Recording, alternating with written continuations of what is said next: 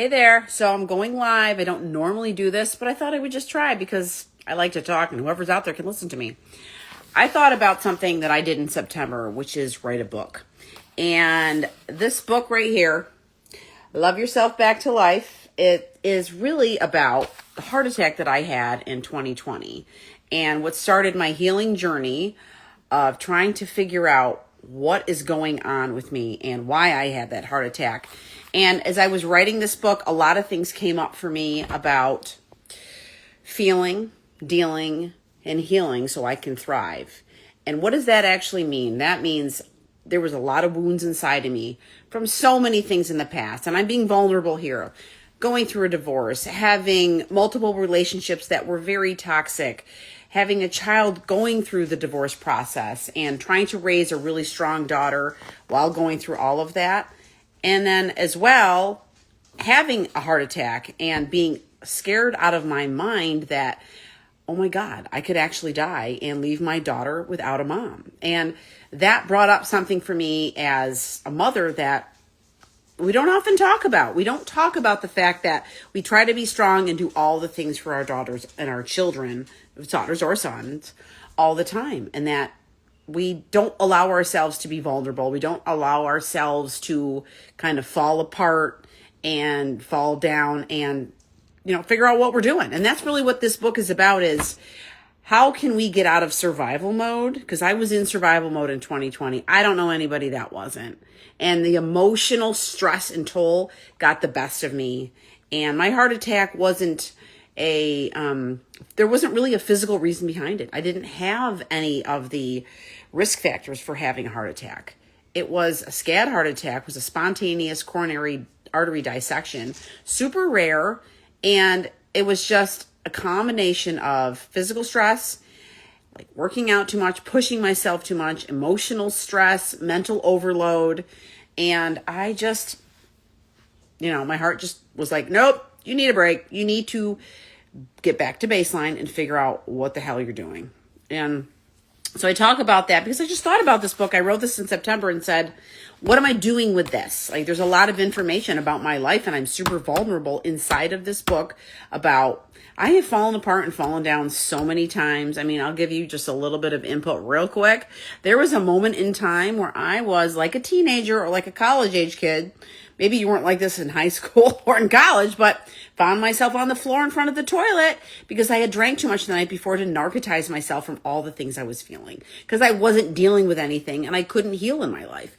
And so it was just a culmination of all these things happening, and I had never gotten to the root of all of the stuff that I needed to. And I just, one wound on top of the next, just keep going, keep pushing. And that's kind of how I was brought up. We don't talk about it. We don't deal with it. We just keep freaking pushing and moving ahead. And I always wanted to show my daughter a really strong female role model because you can do this. Let's get up. Let's get moving. I believe in that grit, that we're not going to stay down too long. We're going to get up and keep moving. But we also need to be vulnerable and also need to know that it's okay to fall down. It's okay to need help. It's okay to heal the wounds that you have.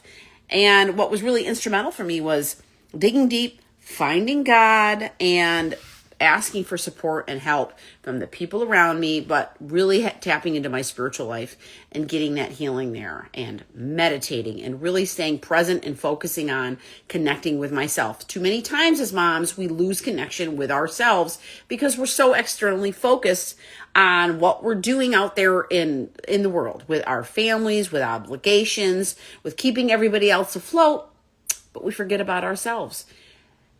If we don't take care of ourselves, we cannot effectively take care of anybody else.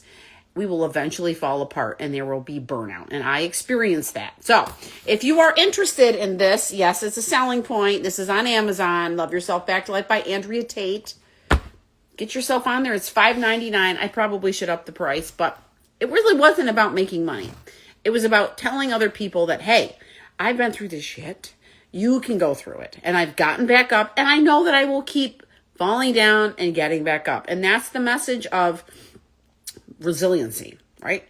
We're either going through something, we're either just got done going through something, or preparing to go through it again. But every time it should be like this graph that we just fall down, get up, fall down, get up, and we grow, we get stronger, and we learn from whatever it is. So I've been there. I would love to help you if you need help with whatever that is in your life. Thriving and getting out of survival mode, reconnecting with yourself, tapping into God, tapping into your spiritual life. Give me a call. I don't mean a phone call, but go on my website, AndreaTateThrives.com, book a session with me. We can help, we meaning me, get you through those humps, getting you over those challenges and hurdles, getting you some strategies on how you can reconnect with yourself and your spiritual self and move forward and get out of that freaking survival mode. Because all that does is break our bodies down, right? We think it's just limited to up here, but it's not. Our emotions and our thoughts affect our body, and eventually we have breakdown, and that is my whole point. I gave myself a heart attack, and that's my first sentence. I can't believe I gave myself a heart attack. So if you are interested, go on my website, book a session with me, buy my book, laugh, and say, oh my God, I've been there too.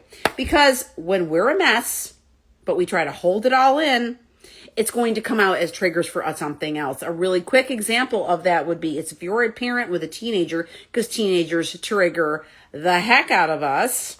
They are mirrors. Everything on the outside is a mirror of us. Whatever's going on in here is a mirror.